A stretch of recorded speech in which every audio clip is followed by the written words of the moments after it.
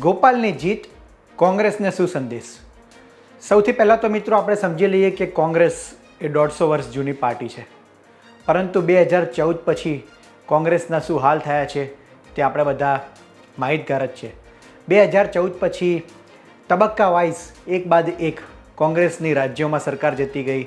પહેલાં લોકસભામાં, સેન્ટ્રલમાં રાષ્ટ્રીય સ્તરે સરકાર ગઈ, ત્યારબાદ કોંગ્રેસની સમયાંતરે રાજ્યોમાં એક બાદ એક સરકાર જતી ગઈ. ત્યારથી જ કોંગ્રેસની કાર્યક્ષમતા પર સવાલ ઉઠી રહ્યા છે અને સતત એવી વાતો સામે આવતી હતી કે કોંગ્રેસ એક જ પ્રકારના નેતાઓને આગળ કરે છે અને કોંગ્રેસમાં એ જ જૂની રીતના પરિવારવાદ ચાલે છે. આ ક્યાંક ને ક્યાંક આરોપ લાગતા રહેતા. ત્યારે હવે વાત કરીએ વિસાવદર વિધાનસભાની ચૂંટણીની, તો વિસાવદર વિધાનસભામાં આમ આદમી પાર્ટીએ ગોપાલ ઇટાલિયાને પહેલાં ઉમેદવાર જાહેર કર્યા હતા. ત્યારબાદ ક્યાંક ને ક્યાંક આમ આદમી પાર્ટી એવું કહી રહી હતી કે કોંગ્રેસ અને આમ આદમી પાર્ટી વચ્ચે વિસાવદરમાં ગઠબંધન છે.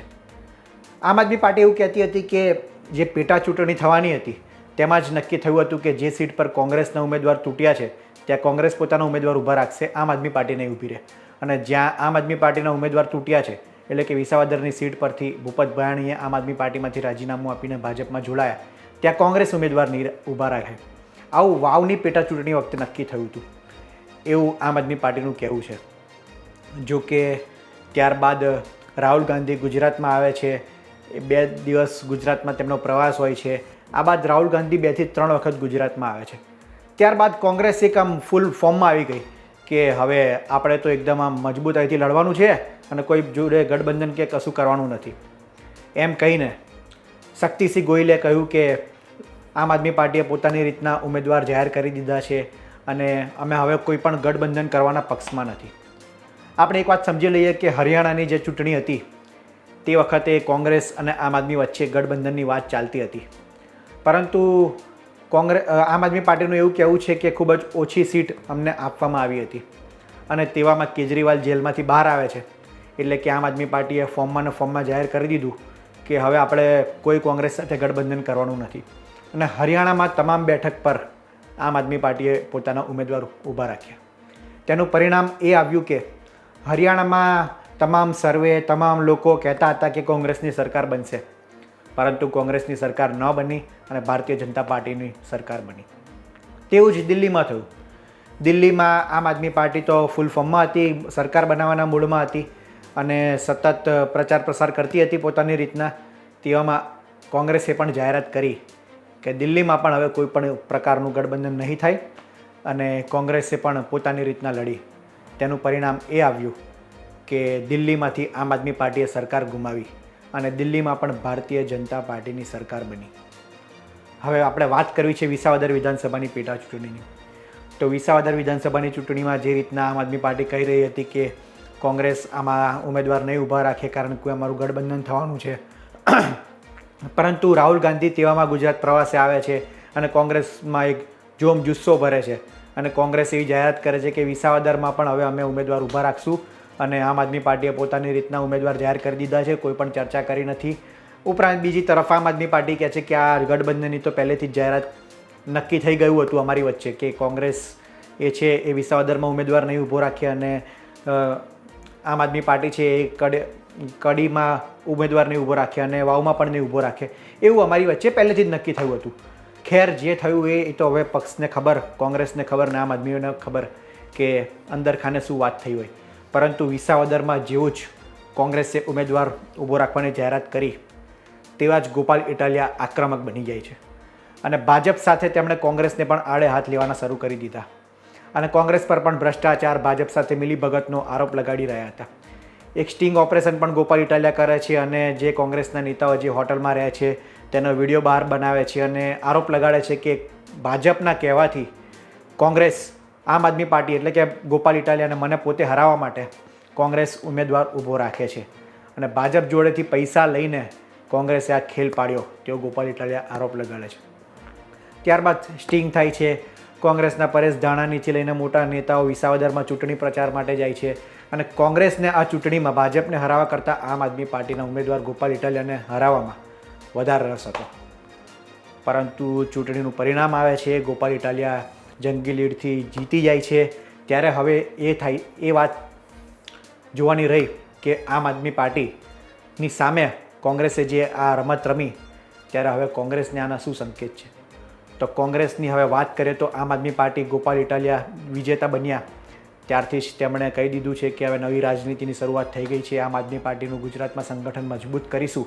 તે જોતાં હવે લાગી રહ્યું છે કે 2027ની વિધાનસભા ચૂંટણીમાં કોંગ્રેસ અને આમ આદમી પાર્ટી વચ્ચે ગઠબંધન ન થાય.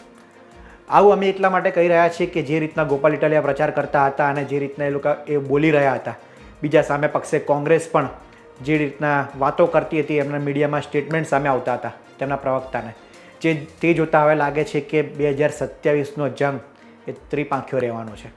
એટલે કે આમ આદમી પાર્ટી અને કોંગ્રેસ વચ્ચે ગઠબંધન નહીં થાય, બંને પક્ષ પોતાની રીતના રચશે. હવે વાત કરીએ કે ગોપાલ ઇટાલિયાની જીત એ કોંગ્રેસને શું શીખ આપે છે.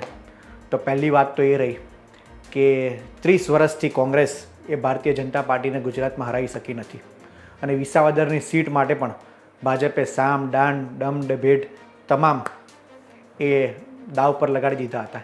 એટલા માટે જ કિરીટ પટેલને ટિકિટ આપવામાં આવી હતી.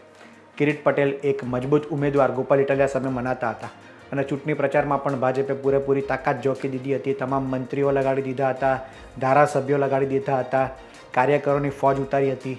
તેમ છતાં ગોપાલ ઇટાલિયા ચૂંટણી જીતી જાય છે.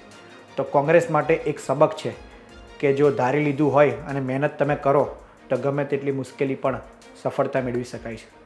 એટલે કે ગમે તેટલું અઘરું કાર્ય હોય તો પણ જો મહેનત કરો તો સફળતા જરૂર મળે છે. ગોપાલ ઇટાલિયા છેલ્લા 2 થી 3 મહિનાથી વિસાવદરમાં સમય પસાર કરી રહ્યા હતા. એવું કહેવાય છે કે ગોપાલ ઇટાલિયાએ વિસાવદરના તમામ ગામડાનો 2 વખત પ્રવાસ કરી ચૂક્યા છે. એટલે કે તમામ ગામડામાં તે 3 મહિનામાં 2 વખત ફરી ચૂક્યા છે. એટલે સ્વાભાવિક છે લોકોની ચાહના વધે અને તેઓ જે રીતના પ્રચાર કરી રહ્યા હતા, જે રીતના ભાજપ પર આરોપો લગાડી રહ્યા હતા. ગોપાલ ઇટાલિયાનો મેઇન ટાર્ગેટ હતા કિરીટ પટેલ. કિરીટ પટેલને બોલવામાં તેમણે ગોપાલ ઇટાલિયાએ કશું જ બાકી નથી રાખ્યું. ભ્રષ્ટાચારથી લઈને ખેડૂતોને હેરાનગતિનો તમામ વાત તેઓ માત્ર કિરીટ પટેલ ઉમેદવાર જે ભારતીય જનતા પાર્ટીના હતા તેમને જ ટાર્ગેટ કરી રહ્યા હતા કે કિરીટ પટેલ ભ્રષ્ટાચારી છે, તેમણે ખેડૂતોનો દુરુપયોગ કર્યો છે, સહકારી મંડળીમાં ખોટા કામ કર્યા છે, ખેડૂતોને હેરાનગતિ કરી છે. એટલે આ ઉમેદવારને બાપુ વોટ ના આપતા એવું ગોપાલ ઇટાલિયા સતત કહી રહ્યા હતા. અને જોવા મળ્યું કે તેનો મતદારો પર તેનો પ્રભાવ પણ પડ્યો અને ગોપાલ ઇટાલિયાના સમર્થનમાં જનમત આવ્યો. ત્યારે કોંગ્રેસે એ વાત શીખવા જેવી છે કે ગમે તેટલી અઘરી બેઠક હોય અને ગુજરાતમાં પણ ભારતીય જનતા પાર્ટીને હરાવી શકાય છે જો તમારું સંગઠન મજબૂત ના હોય તો પણ. કારણ કે ગોપાલ ઇટાલિયા એ સુરતથી આવેલા ઉમેદવાર હતા. વિસાવદરમાં કંઈ આમ આદમી પાર્ટીનું એવું ખાસ સંગઠન હતું નહીં. ગોપાલ ઇટાલિયા પોતાના નામથી જ અને પોતાના ચહેરા પરથી જ લોકોએ એમને મત આપ્યા છે. એટલે કે જો ચહેરો મજબૂત હોય અને તમે મહેનત કરો તો સફળતા જરૂર મળે છે. બીજી બાજુ કોંગ્રેસ હંમેશા ચૂંટણી આવે ત્યારે બાનાબાજી કરતી હોય છે કે આમ આદમી પાર્ટી ચૂંટણી લડવા આવે તો આમ આદમી પાર્ટી એ ભારતીય જનતા પાર્ટીની બી ટીમ છે.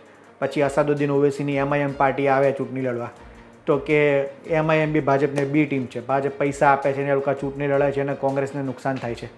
પરંતુ કોંગ્રેસે એ વાત સ્વીકારવી પડશે કે તમે જો મહેનત નહીં કરો અને બાનાબાજી કરશો તો નુકસાન એ કોંગ્રેસ પાર્ટીને જ છે. રાહુલ ગાંધી સતત કહી રહ્યા છે કે રેસના ઘોડા અને લગ્નના ઘોડાને ઓળખવાની જરૂર છે. પણ આ વાતો ક્યાં સુધી થશે? જિગ્નેશ મેવાણી જેવા મોટા નેતા પણ કહી ચૂક્યા છે કે હવે સમય આવી ગયો છે, રેસના ઘોડાને અલગ કરો. રાહુલ ગાંધી કહી કહીને થાક્યા છે, પરંતુ પ્રદેશ કક્ષાએ કોઈ નોંધ લેવાતી નથી, કોઈ પગલાં લેવાતા નથી.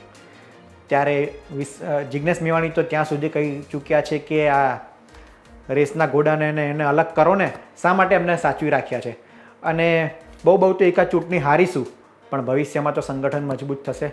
કારણ કે આ જ લોકો જે સંગઠનને નુકસાન પહોંચાડે છે, કોંગ્રેસને અંદરથી કોતરી ખાય છે અને પાછલા બારણે ફાયદો ભાજપને કરાવે છે.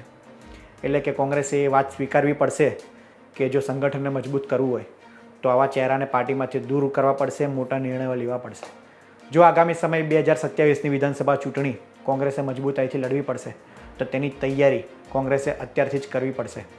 આમ આદમી પાર્ટીએ સ્પષ્ટ સંકેત આપી દીધા છે કે અમે 2027ની તૈયારી શરૂ કરી દીધી છે અને વિસાવદરથી એનો શંખનાદ થઈ ગયો છે. બીજી વાત કોંગ્રેસે એક પણ શીખવી પડે કે ગોપાલ ઇટાલિયા જે રીતના પ્રચાર કરી રહ્યા હતા અને ખેડૂતોના મુદ્દા તેઓ કહી રહ્યા છે કે 160 ધારાસભ્યો ગાંધીનગરમાં બેઠા છે, તે તમામ નમાલા છે. એટલે કે ખેડૂતોના અને જે સ્થાનિક પ્રશ્નોની સમસ્યા છે તે અવાજ વિધાનસભામાં પહોંચતો નથી.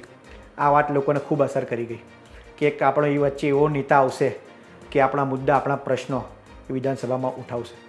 જો કે એ તો હવે સમયની વાત છે કે આગામી સમયમાં ગોપાલ ઇટાલિયા કઈ રીતના કાર્ય કરે છે અને ત્યાંના લોકોનો કેટલો અવાજ બને છે અને વિસાવદરમાં કેવા કામ થાય છે તે તો આગામી સમય બતાવશે. પરંતુ અત્યારની સ્થિતિ પ્રમાણે કોંગ્રેસે આ વાત શીખવા જેવી છે કે 30 વર્ષથી જે તે ભારતીય જનતા પાર્ટીને ગુજરાતમાં હરાવી નથી શકતી તેના કારણો શું છે અને સંગઠનમાં શું ફેરફાર કરવાની જરૂર છે તે કોંગ્રેસે જરૂર વિચારવાની જરૂર છે. આ વિડીયો અંગે આપનું શું કહેવું છે, આપનું શું માનવું છે, આપના મંતવ્યો અમને કોમેન્ટમાં જરૂર જણાવશો. આ વિડીયોમાં હાલ આટલું જ. ધન્યવાદ.